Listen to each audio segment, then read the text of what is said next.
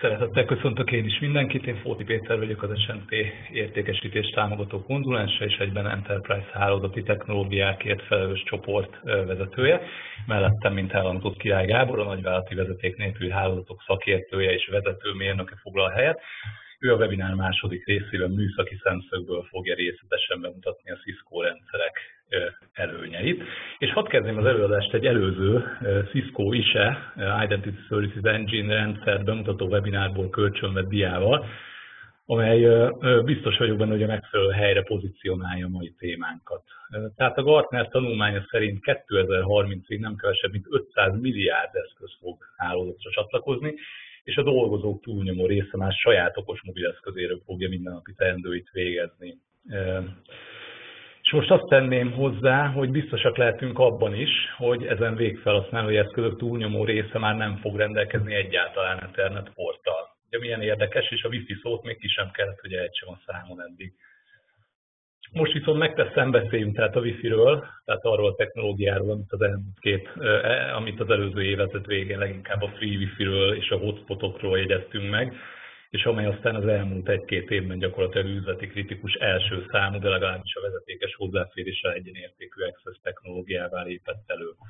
Az évek során ugyan a 802.11 szabvány is épült és fejlődött, hatalmas erőfeszítések történtek a Cisco részéről is többek között, és a korábbi pusztán a lefedettség biztosítására irányuló törekvésből szépen lassan eljutottunk oda, hogy egy jól megtervezett rendszerben ma már a vezeték nélküli klienseink a lefedett területen bárhol is helyezkedjenek el, egységesen jó minőségű, a vezetékes hozzáférésre gyakorlatilag egyenértékű szolgáltatást kaphassanak. A Cisco a Gartner által is elismerten évek óta élen járó Wi-Fi hozzáférési technológiákban, köszönhetően saját fejlesztésű és gyártású hardvereinek és szoftvereinek, valamint annak a Cisco-ra általánosan jellemző holisztikus szemléletnek, amelynek köszönhetően az egymással integrált Cisco rendszerek előnyei nem csupán összeadódnak, hanem mondhatni meg is sokszorozódnak. Mindezen jellemzők a Cisco rendszereket valóban és kézzelfogható módon különböztetik meg a piacon elérhető más megoldásoktól, ahogyan azt majd látni fogjuk.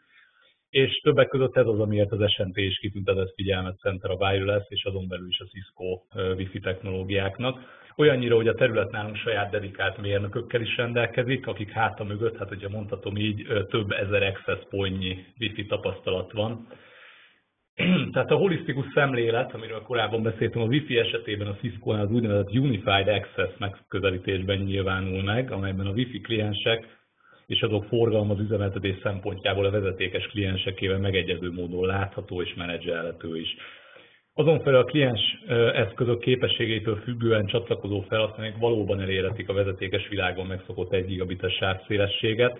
Menedzsment oldalról tekintve az ő forgalmuknál is elérhető az alkalmazás szintű láthatóság, vagy éppen a dinamikus policy szerinti szabályozás a Cisco ISE rendszerével, ahogy ezt majd később megnézzük. Illetve a Wi-Fi infrastruktúra elemek ugyanúgy menedzselhetőek a Cisco-nak az egységes Prime Management felületén.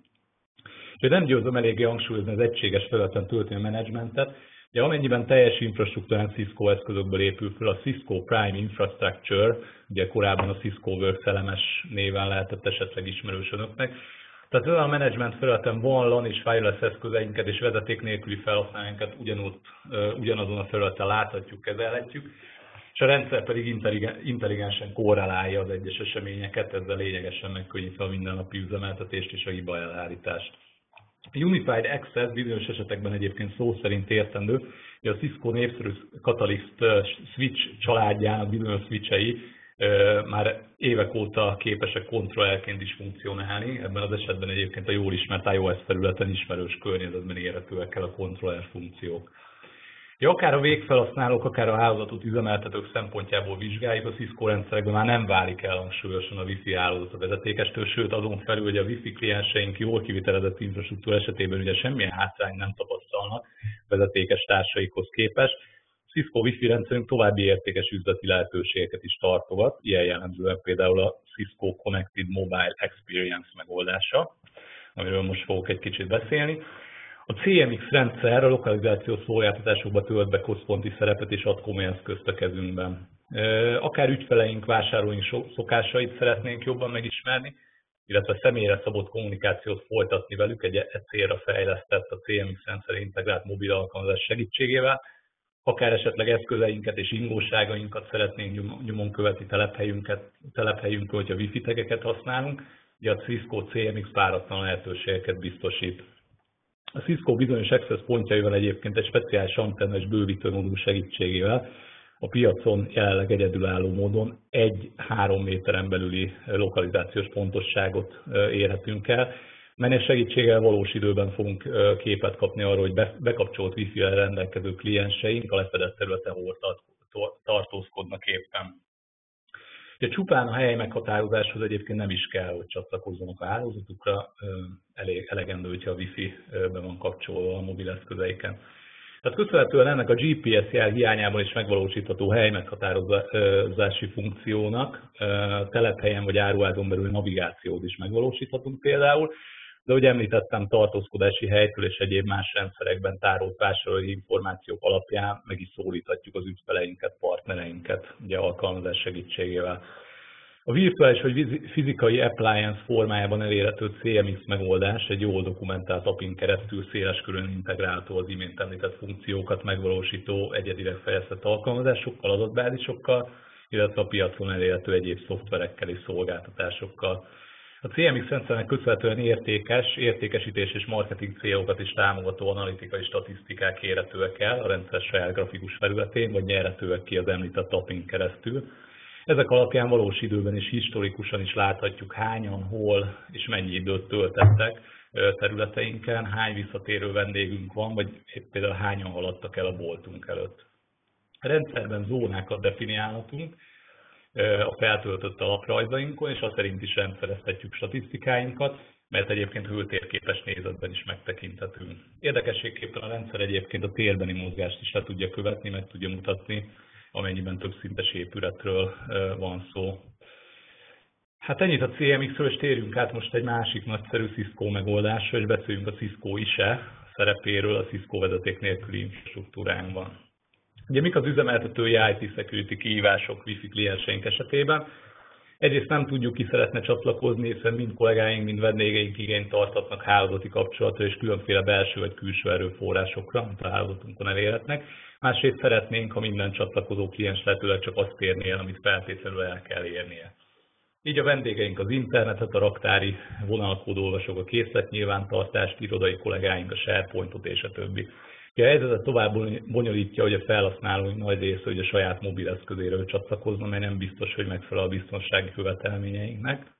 És egy felhasználó egyébként több eszközzel is jelen szeretne lenni hálózatunkon adott esetben. Az ISE egységes felületen kezeli mind a vezetékes, mind a vezeték nélküli klienseinket, és igény szerint elvégzi azonosításukat, autentikálásukat, vizsgálja megfelelésüket, ugye itt a hardware és szoftver környezetről egyaránt beszélek, és kényszeríti ki automatikusan vállalati IT policing betartását. A megoldás lehetővé teszi a különféle felhasználók különféle forgalmaira történő biztonsági szabályok dinamikus alkalmazását, biztosítva, hogy minden kliens csak is azt a szolgáltatást és erőforrást érje el a hálózaton, amelyet mi engedélyezünk számára. Az ISE segítségével tehát azonosíthatjuk felhasználónk eszközeit, regisztrálhatjuk felhasználóinkat, majd tökéletesen tudjuk kontrollálni, hogy ki, mikor, mihez és hogyan férjen hozzá hálózatunkon. Az ISE szofisztikált vendégportál funkciónak hála kialakíthatunk önregisztrációs vagy szponzor által adminisztrált Wi-Fi captive portált, különféle szintű delegáló és jóvágyó jogkörökkel, létrehozhatunk több lépcsős autentikációs metódust, és például többféle guest portált definiáltunk egy SSID esetén is, ugye attól függően, hogy ki vagy milyen eszközzel szeretne csatlakozni hálózatunkhoz. Ugye ez lehetővé teszi, hogy ne kelljen felhasználóinknak elveszni a végtelen sok SSID között, amit terjesztünk a lefedett területen. Látható, hogy a Cisco Identity Services Engine, tehát egy elég komplex rendszer, mely sok mindenben lehet segítségünkre, és ugye akkor is, hogyha éppen Wi-Fi infrastruktúráról beszélgetünk. A megoldást részletesen bemutattuk egyébként az előző webinárunkban, ami szintén elérhető a tematikus oldalunkon, az snt.hu/ISE oldalon. Ennyit tehát röviden az ISE-ről, és most nézzük meg, hogy konkrétan milyen eszközökből épül fel a Cisco Enterprise Wi-Fi hálózat, és vessünk pár pillantást a Cisco Meraki vezeték nélküli megoldásaira is. Ugye a Cisco Enterprise Wi-Fi megoldásai alapvetően az access point eszközökből, kontrollerekből és egyéb olyan kiegészítő szolgáltatásokat nyújtó megoldásokból állnak, mint a már említett CMX, az ISE és a Prime Management rendszer. De nézzük is meg nagy vonalakban az AP-kat. Jelenleg a bestseller az 1700-as, 2700-as és 3700-as eszközök még kaphatóak, de már kijöttek az 1800, 2800 és 3800 szériás eszközök, amelyek már ACV2-es, tehát multi-user MIMO támogatással bírnak. De komolyabb modellek, ugye 2800 és 3800, akár 5 gigabites sávszélességgel is tud üzemelni. Érdekesség a portfólió alsó részen az 1810-es, tehát 1810-es típusú eszköz. Ez kisebb irodákban remekül helytállhat, 4 darab vezetékes switch portot is tartalmaz például, illetve horizontálisan is felszerelhető a falra. Az 1830-as és 50-es szintén hiánypótló eszközök, ők beépített kontrollert tartalmaznak, amelyek 25 AP-ig elkezelik a Wi-Fi hálózatukat, egyébként több fajta már meglévő régebbi Cisco AP-val is kompatibilisek. Ugye az eszközök kontrollerként támogatják a jelenleg elterjedt beltéri Cisco AP-k nagy részét, tehát addicionális kontroller 25 AP-ig nem szükséges, amennyiben ilyen eszközöket használunk. Cisco 3800-as szériája jelenleg egyébként a csúcskategóriás eszköz, 2 darab rádióval, melyek közül az egyik 2,4, a másik pedig egyedülálló módon lehet szintén 2,4 vagy 5 GHz-en üzemelő rádió is, mert Gábor erről bővebben is fog beszélni. Illetve 4x4-es multi-user MIMO-val rendelkezik, és a 3007-es elődjéhez képest ez is moduláris, úgyhogy majd később, hogyha lesznek extra funkciók, akkor bővítőkártya segítségével ezek is majd elérhetővé válnak, amennyiben ezt a modellt választjuk. A Cisco portfólió tartalmaz ezen kívül kültéri IP67-es védettségű esőálló AP-kat is, ez az 1500-as széria, és ugye természetesen az AP-k nagy része elérhető külső antennás verzióban is. És akkor nézzük meg a kontrollereket, a legkisebb kontroller ugye a népszerű 2504-es, meglehetősen elterjedt modell, ez maximum 75 AP-t kezel, míg a legnagyobb 8540-es akár 6000 AP-t és 64000 klienset is támogat, tehát itt gyakorlatilag globális hálózatokat is építhetünk vele. A legnépszerűbb kontroller egyébként az 5520-as, ez az 5508-as lassan felváltja teljesen. Ez az eszköz 1500 AP-ig és 20 000 kliens is skálázható egyébként. Cisco-nál már pár éve elérhető a VMware környezetbe települő virtuális kontroller is, mert szintén üzemelhet redundáns kiépítésben is, fizikai társaihoz hasonlatosan. Már szót ejtettünk korábban a Catalyst switchek beépített kontrollerekről, ezek egyébként a 3650-es, a 3850-es szériás switchek, amelyekben a kontroller funkció elérhető. Ja, már beszéltünk az ISE és a Prime Management, illetve a CMX rendszerekről bővebben. Az utóbbi a Cisco Mobility Services Engine virtuális vagy hardware alapú appliance-én fut. Az MSS Server Wireless CPS funkcionalitás esetén tölt még be fontos szerepet, akkor a monitor módban üzemelő AP-k, vagy a 3700-as AP VIPS modulja által generált információkat korrelálja és tudja megjelenteni historikusan is. Az ISE rendszerre visszatérve egyébként a Cisco bevezetett egy kifejezetten jó árérték arányú megoldást, licenszelés, mely csak wireless klienseket támogat, ugyanakkor az ISE megoldás valamennyi funkció elérhető ezzel a licenszel. Ennek a neve ISE Express egyébként. És ha már licenszelés, akkor mindenképpen megemlíteném a Cisco One licenszcsomagot, amely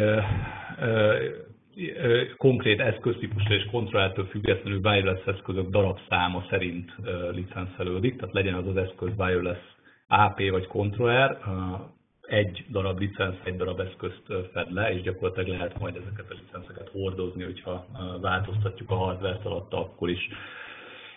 Minden licenszcsomag egyébként tartalmazza már eleve a bemutatott Prime Management felülethez szükséges eszközlicenszet, és 25 darab általános végponti ISE alaplicenzet per csomag, és ez egyébként még a vezetékes kliensekre is kiterjeszthető. Úgyhogy ez a hagyományos eszközökhöz kötött licenszelés helyett egy valóban költséghatékony választás abban az esetben, hogy a teljes infrastruktúrában gondolkozunk, tehát szeretnénk ISE-t, szeretnénk Prime Management rendszert is, és teljesen ugye ki szeretnénk használni a Cisco eszközei nyújtotta lehetőséget. És most térjünk ki egy kicsit a Cisco Meraki portfóliójára, aki esetleg még nem ismeri a Merakit. A Meraki pályája a Cisco által történt 2012-es felvásárlása óta továbbra is meredeken ível felfelé, a világon ez egy nagyon népszerű platform. Hogy még mindig leginkább wireless megoldásairól ismert brand, Wi-Fi portfóliójában szintén megtalálhatók a legújabb multi-user MIMO funkciót is megvalósító AC-Wave2-es access pointok, de mellett elérhetőek switchek és security appliance-ek is egyébként Meraki brand alatt. A Meraki világában minden eszköz a felhőben lévő egységes menedzsment felületen konfigurálható és menedzselhető, ugye rendkívül egyszerű módon, itt többek között maga a controller funkció is a felhőben van wireless eszközök esetén. Fontos megjegyezni, hogy a tényleges kliensforgalom soha nem lép ki egyébként a vállalati ágazatból, ugye csupán menedzsment jellegű információk közlekednek a publikus neten. Az eszközök gyakorlatilag pár perc alatt üzemképes állapotba hozhatóak, működésükhöz pedig egy előre megvásárolandó 1, 3, 5 vagy 7 vagy 10 évre megvásárolható licenc szükséges. Ez magában foglalja a Meraki közvetlen gyártó általi támogatását, és ez alatt az idő alatt, amíg a licenszünk érvényes, automatikusan az eszközöket, illetve a felhasználók megkapják az összes új funkciót és a szoftver frissítést is. Ezek az eszközök egyébként csak addig működnek, funkcionálnak, ameddig érvényes licenc van rájuk, amit folyamatosan ellenőriznek ezek az eszközök. A Meraki eszközökben integráltan kapnak helyet olyan security funkciók, mint az alkalmazás szintű szűrés és sávszélesség beállításának lehetősége, URL szűrés vagy hardware szintű wireless IPS, illetve egyszerűen alakíthatóak ki vendégportálok is. A Wi-Fi eszközökből a CMX rendszerből ismerős lokalizációs információk is kinyerhetőek, hát természetesen némileg korlátozott részletezettségben és pontosságban, mint az Enterprise Cisco megoldásánál. Az eszközök egységes API-ukon keresztül egyszerűen integrálhatók webszerverekkel, ugye változatos vendég vagy dolgozói Wi-Fi megoldások alakíthatóak ki, kisebb, de IT szempontból igényesebb szervezetek, kereskedelmi egységek számára, de ugye akár nagyobb Wi-Fi hálózatok is kiépíthetőek a segítségével. A Meraki Wi-Fi AP-k fontos, hogy jelenleg nem integrálhatók a Cisco Enterprise kontrollerjeivel, sem az egyéb bemutató Cisco Enterprise rendszerekkel. Ugyanakkor természetesen bármilyen gyártótól származó switchekkel integrálhatóak, illeszthetőek, és amint említettem, a kontroll ez ugye a felhőben foglal helyet. Úgyhogy ennyi dióhéjban a Cisco Enterprise Wi-Fi portfóliójáról és a Meraki eszközökről, és most át is adnám a szót Gábor kollégámnak, aki műszaki szempontból fog részletesen beszélni a Cisco rádiós technológiáiról, újdonságairól, valamint a Wi-Fi felmérések fontosságáról is. Úgyhogy mélyebb vizekre elvezünk most, kérem, hogy maradjanak velünk továbbra is.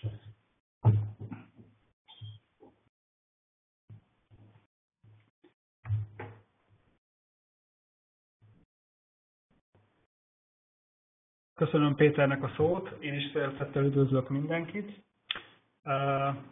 Még mielőtt mélyebben belemennénk a Wi-Fi technológiákba, nézzük végig gyorsan egy kicsit, hogy hogyan változtak a vezeték nélküli hálózatokkal kapcsolatos trendek, és azok milyen új technológiai fejlődést indukáltak. Azonban még mielőtt belevágnánk, kezdjünk egy elgondolkodtató idézettel. Egy hívő ember a pályája kezdetén mindig a Bibliából okul, aztán ahogy egyre tapasztaltabb lesz rájön, hogy nem kell mindig minden kijelentésben vakon bízni. Ez az idézet is ebből a hálózati szakemberek által csak Bibliának nevezett Tannenbaum-féle számítógép hálózatok című könyvből származik. Szerintem sokan forgatták ezt közülünk.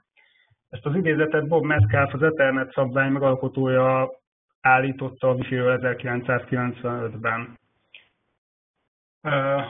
A jelen viszont bebizonyította, hogy senki sem tévedhetetlen. Nem tudom, hogy mit szólna Bob Metcalfe ezekhez a számokhoz. A trend nagyon jól látszik ezen a grafikonon. A vezeték nélkül a hálózatra csatlakoztatott eszközök száma drámaian növekszik, és az IoT eszközök megjelenése egy újabb, az eddigieknél jóval drámaibb növekedést fog generálni. Az eszközök számának drámai növekedése drámai mértékű adatforgalom növekedést is eredményez a vezeték nélküli hálózatokon. Ez óriási kihívás elé állítja a gyártókat, akik különböző technológiai újításokkal igyekeznek a felhasználói igényeknek eleget tenni. 2016-ra a vezeték nélküli, itt a mobil és a Wi-Fi kliensek által generált forgalmat összevetve elérte a vezetékes kliensek által generált kliensek forgalmát. Ettől a pillanattól kezdve pedig egyértelművé válik, hogy a Wi-Fi, mint access réteg átvette az elsődleges szerepet a vezetékes hálózattól. Ahogy az előző dián is láthattuk, az évről évre növekvő kliensszámot és az ezzel együtt járó sávszélességigény növekedést a gyártók is lekövetik. A 802.11 AC-Wave szabvány bevezetésével immáron gigabites sebességgel csatlakozhatunk a hálózathoz. Az igazán nagy technológiai változást azonban az AC Wave 2 hozza, itt ugyanis alapvető változás következik be a Wi-Fi mint technológia működése terén a Multi-User MIMO bevezetésével. Eddig ugyanis a Wi-Fi egy shared médiaként viselkedett, ahol egy időben csak egy kliens forgalmazhatott egyszerre. Ezért nagyon figyelni kell a megfelelő airtime-ra. Innentől viszont már egyszerre több kliens is tud adni ugyanabban az időben. Nézzük a rendelkezésre állási trendeket. Ahogy egyre több eszköz és szolgáltatás kapcsolódott a vezeték nélküli hálózatra, és miután 2016-ban a Wi-Fi mint olyan átvette az elsődleges access réteg szerepét, kritikussá vált, hogy megfelelő rendelkezésre állást tudjunk nyújtani a felhasználóknak. Ezt lefedettség oldalról egy megfelelően felmért és redundáns kliens kiszolgálásra tervezett hálózattal könnyedén elérhetjük. Központi infrastruktúra oldalról pedig mára elértünk odáig, hogy egy esetlegesen bekövetkezett központi Wi-Fi controller hiba esetén az autentikált kliensek semmit sem vesznek észre az eszköz hibájából. A kontrollerek közti failover mikroszekundum alatt megtörténik. A Wi-Fi IPS IDS szolgáltatások bevezetésével a lokalizáció iránti igény már a kezdetektől megmutatkozott, hiszen mindenki tudni szerette volna, hogy hol is találhatóak a lefedettségi területen belül azok a rúzs AP-k vagy egyéb zavaró tényezők, amik a Wi-Fi szolgáltatásunk működését befolyásolhatták. Ahogy a technológia fejlődött, a kezdetekbeli 5-6 méteres pontosságtól mára eljutottunk az Angel of Arrival technológia és a Halo modul segítségével az akár 1 méteres pontosságig és az 5 másodperces mintavétel frissítésig. Az ilyen lokalizációs képességű Wi-Fi hálózaton akár belső navigációs szolgáltatást is nyújthatunk. A technológia segítségével folyamatosan monitorozni tudjuk az ott jelenlévő klienseket, az így begyűjtött adatok analizálásából viselkedési trendeket, a kliensek áramlási irányát, egy adott zónában eltöltött idejét is mérni tudjuk. A nagyfokú mobilitás támogatása érdekében a security trendek már odafejlődtek, hogy mindegy, hogy honnan, milyen médián keresztül, legyen az kábel, Wi-Fi vagy VPN, akarjuk a jogosultságunknak megfelelő tartalmakat elérni. A lényeg, hogy azt megfelelő biztonsági szinten tegyük meg. Ennek következtében már a felhasználó alapú policykat tudunk alkalmazni, és azokat tartózkodási helytől függően alkalmazni. Ahhoz, hogy ezt meg tudjuk tenni, alkalmazás szintű teljes hálózati rálátásra van szükségünk minden médián. Ennek köszönhetően képesek leszünk az adatforgalomtól, vagy akár adatforgalom típusú dinamikus policy alkalmazására is. Nézzük, hogy mi különbözteti meg egymástól a gyártókat. Nagyon sokszor, amikor kimegyünk egy ügyfélhez, azzal a kérdéssel találjuk magunkat szembe, hogy minden gyártó access pointja ugyanazokat a szabványokat tudja, legalábbis papíron, mint az összes többi. Bocsánat. Mivel ez alapján nincs különbség, akkor miért vegyünk mi Cisco AP-t? A lényeg itt is, mint mindig, a részletekben rejlik. A Cisco a versenytársakkal ellentétben saját maga fejleszti az access pointjaiknak chipsetjét, ennek következtében a fejlesztés során nincsenek olyan megkötései, mint a más gyártók különböző chipsetjének utasításkészletének használata.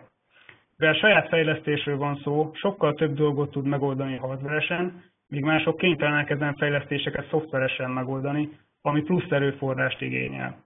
A szoftveres megoldások hátránya, hogy ahogy nő a kliensszám, úgy csökken drámaian az access point kapacitása. A következő szlájdokon kifejezetten azokat a technológiákat gyűjtöttem ezért össze, amiket csak a Cisco, mint gyártó, a saját tervezési architektúrának köszönhetően a meglévő szabványokon felül tesz hozzá a technológiához, hogy a lehető legjobb felhasználó élményt nyújtsa a kliensek számára. Napjainkban rengeteg különböző típusú kliens csatlakozik a vezeték nélküli hálózatunkhoz. Ezeknek a klienseknek különböző Wi-Fi technológiákkal támogatnak, egyesek 802.11 AC, mások AN, BGN technológiával fognak az access pointunkhoz csatlakozni. Azért, hogy a régebbi, lassabb átbocsátó képességre alkalmas kliensek ne rontsák le a magasabb, például 802.11 AC képes kliensek performanciáját, a Cisco létrehozta az úgynevezett Radio Beamforming, vagy más néven Client Link technológiáját. A technológia működésének lényege, hogy az access point tudja, hogy RF szempontból a hozzá csatlakoztatott kliens milyen távolságra helyezkedik el, és az AP erre a helyre koncentrálja irányítja a Wi-Fi jelet az egyes kliensek felé. Ennek következtében a kliensek nagyobb jelerősséget tudnak az adott access pointhoz csatlakozni, mely nagyobb letöltési sávszélességet és jobb válaszidőt eredményez. Mivel említettem, hogy a különbség mindig a részletekben leérik, nézzük meg kicsit jobban a működést. Maga a Radio Beamforming technológia más gyártók is alkalmazzák. Azok azonban csak letöltési irányban használják, és mivel nem tudják erre szempontból, hogy a kliens hol helyezkedik el hozzájuk képest, így az sem biztos, hogy a klienshez elér egyáltalán az irányított jel. Ha el is éri a jel a klienst, akkor sincs semmilyen megoldásuk a feltöltési irányra, hiszen a kliens oldalon nem tudják irányítani jelet. A Cisco ennek a problémának a megoldására az úgynevezett Multi-Ratio Combining MRC technológiát használja. Hogyan is működik ez a technológia? Amikor egy kliens elkezd adni, a feltöltési folyamat elindul, a jel a klienstől az access pointig a reflexió miatt több különböző útvonalon is eljut. Egy 4x4-es MIMO-s Cisco AP 4 különböző jelet képes fogadni és feldolgozni egyszerre. Mivel a hardware a fejlesztés és a gyártó kezében van, a beépített DSP-vel és az MRC technológiával az AP mindig össze tudja kombinálni ezt a 4 különböző fázisban megérkező jelet egy értelmezhető jellé. Ennek következtében az access point-tól távolabb a cella peremén elhelyezkedő kliensre is nagyobb sávszélesség jut. Egy másik ilyen egyedi technológia a Clean-Air technológia. Nézzük meg, hogy hogyan is működik ez a gyakorlatban. Ahogy az ábrán láthatjuk, a 205-es szobában egy mikrósütőt elindítunk, és ennek hatására a 206-os szobában teljesen használhatatlanná válik a Wi-Fi.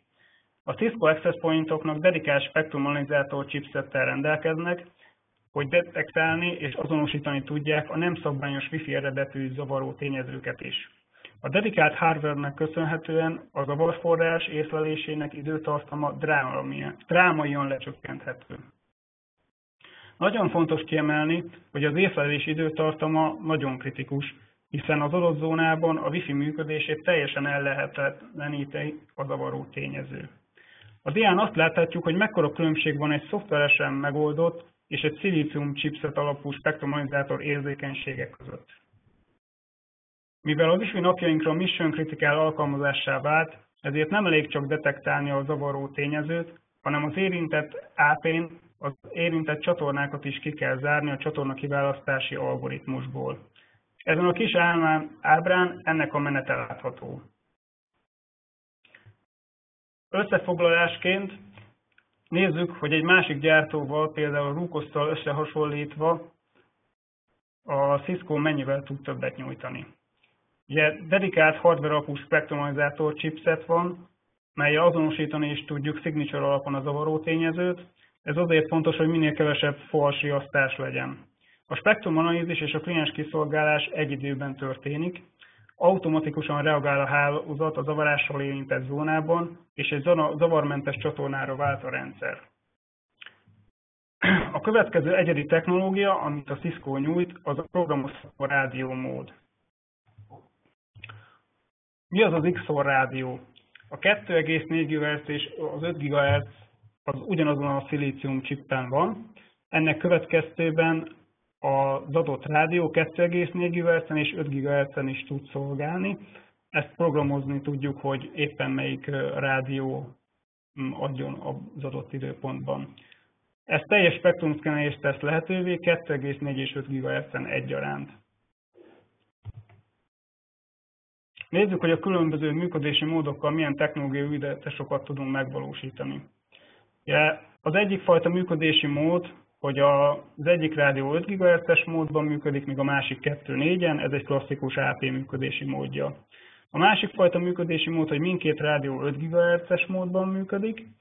A harmadik működési mód az, hogy az egyik rádió 5 GHz-es módban működik, a másik rádió pedig monitor vagy más néven wireless security módban működik, és zavarforrás tényezős detektálást végez.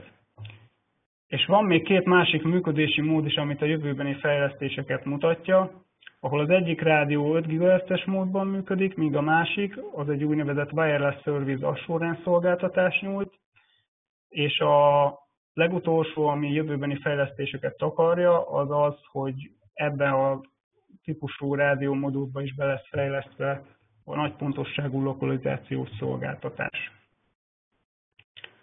Nézzük, hogy milyen problémákkal találkozunk ilyenkor. A képen az látszik, hogy az adott 5 GHz-es cellában nagyon sokféle kliens helyezkedik el, különböző dataréttel kapcsolódva a cellához.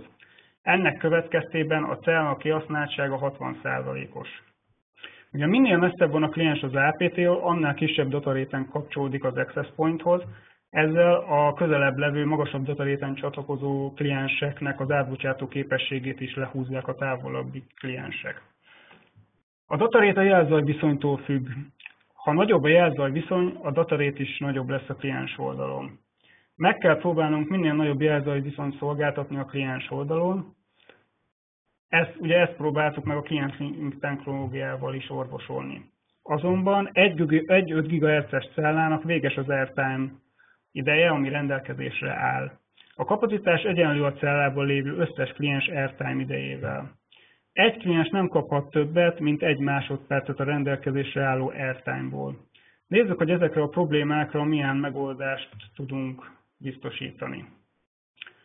Ha 2 5 GHz-es cellát csinálunk, megduplázzuk az adott területen rendelkezésre álló airtime-ot.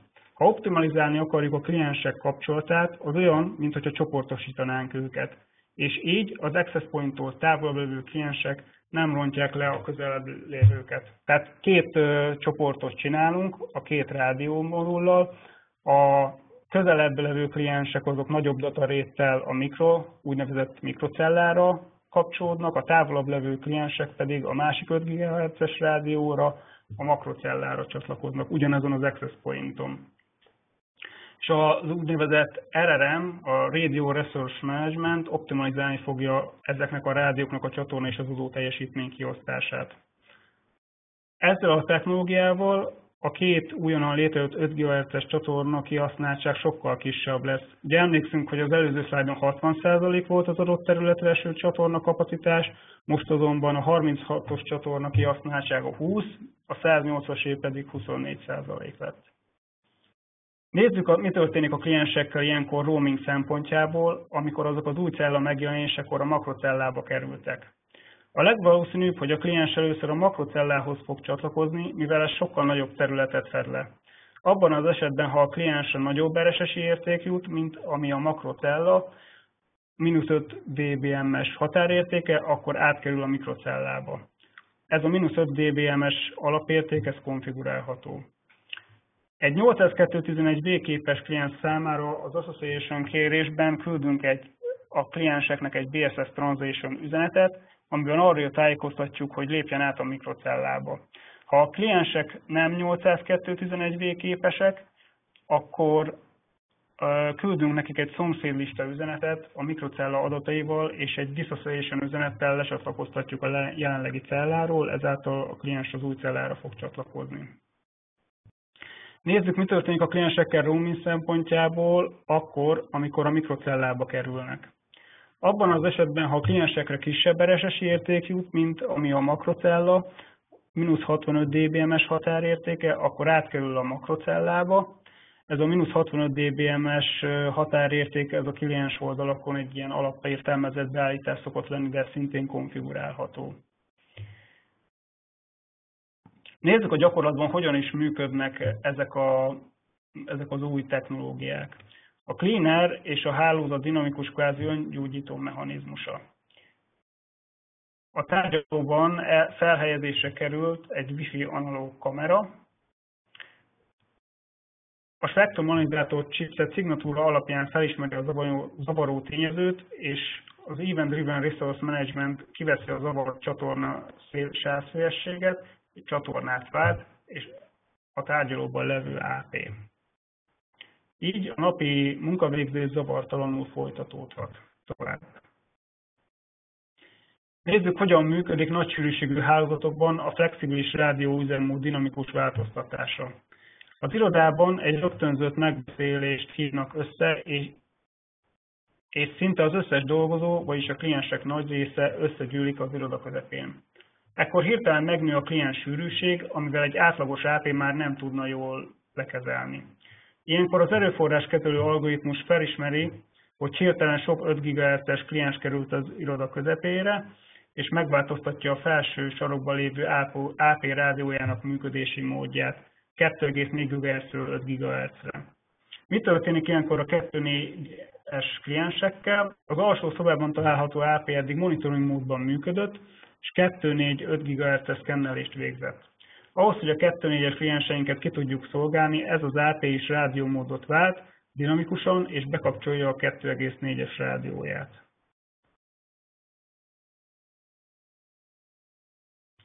Nézzük, hogy milyen ügyfél oldalról jövő kihívásokkal szoktunk szembesülni a Wi-Fi oldali tervezéskor, és beszéljünk egy kicsit a site survey-ről. A felmérés fontossága. Nagyon fontos felmérnünk a pontos igényeket. A klienseket és az alkalmazás igényeket össze kell gyűjteni. Fontos a kiértékelés és a cellaméretezés, illetve, hogyha van, akkor a meglévő Wi-Fi infrastruktúrát is fel kell mérni. Fontos egy site survey végrehajtása a telepítés előtt és utáni állapotban is, amennyiben ez lehetséges, illetve mindenféleképpen kell spektrumanizátoros mérést is végrehajtani. Milyen típusú site survey-t kell csinálnunk? Erre a kérdésre egy másik kérdés a válasz, hogy milyen eszközöket és alkalmazásokat szeretnénk használni. 2,4 GHz-es, 5 GHz-es, 802.11n és AC, datatípusú, voice típusú, vagy videó típusú, vagy esetleg az összes. Azt szoktam javasolni, hogy mivel őrületes ütemben terjednek el az új eszközök és az azokon futó alkalmazások, hogy mindegyiket figyelembe véve végezzük el a felmérést. A tévhitek eloszlatása. Mekkora területet lehet lefedni egy access point-tal? Hát erre azt szoktam válaszolni, hogy nagyot. Ma már nem ez az elsődleges szempont.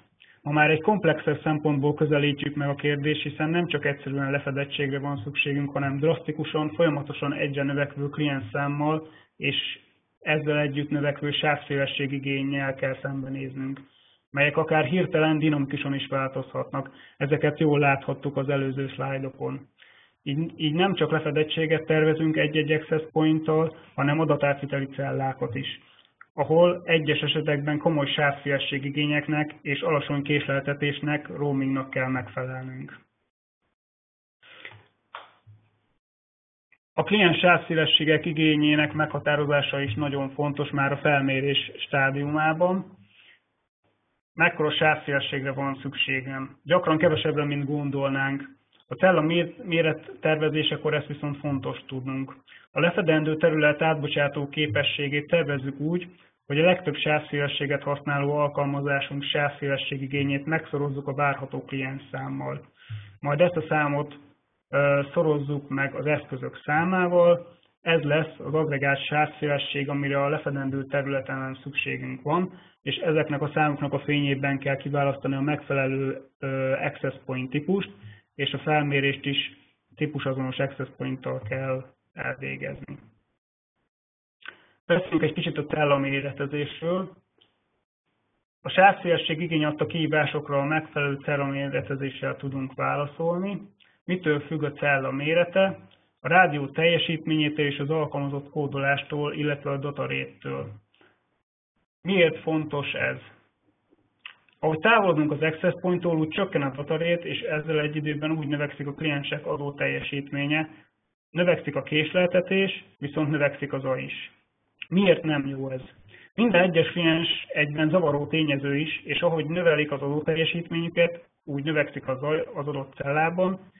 Minél nagyobb a zaj, annál kisebb az adott cella átbocsátó képessége, annál tovább adnak a kliensek, és a zajunk az egyre tovább marad fent.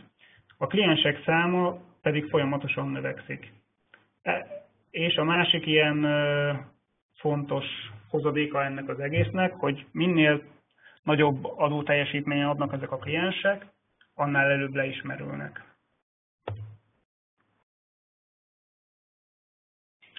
Cellaméretezés 2,4 GHz-en. Mi van, ha a klienseinknek nagy része csak 2,4 GHz-et támogat? Ugye a 2,4 GHz-ről mindenki tudja, hogy csak 3 csatorna van, ami átlapolódásmentes, ezért törekedni kell mindig a lehető legkisebb cellaméretre. Ennek az előnye, hogy kevesebb lesz a co-channel interferencia, több cella jut ugyanarra a területre, nagyobb átbocsátó képesség lesz a cellában, és jobb videó és voice minőségünk lesz. A kisebb jelzaj viszony az nagyobb átbocsátó képességet fog eredményezni a kliensekre. Amennyiben a klienseinknek nagy része már 5 GHz képes, használjunk mindenféleképpen 5 GHz-et, mert a 2,4 GHz az erősen szennyezett. Igen. Hogy miért hangzott el ennyi dolog eddig a cella méretezésről, az 5 GHz-re való átterhelésről, az egyéb client link és ilyen technológiákról? Hát azért, mert az alkalmazások egyre több sávszélességet igényelnek egyre jobb késleltetéssel. És ez mind-mind olyan technológia, amivel a felhasználói élményt tudjuk javítani, ami a legtöbb esetben annyit jelent, hogy gyorsabban tudjuk használni a hálózatunkat. Ennek viszont van még egy másik nagy hozadéka is, amit sokan figyelmen kívül hagynak. A kliens eszközök kevesebbet fogyasztanak. És mivel a vezeték nélküli használat és a mobilitás az egyik fő szempont napjainkban, úgy gondolom, hogy nem mindegy felhasználói oldalról, hogy mennyi ideig vagyunk képesek mobilok maradni.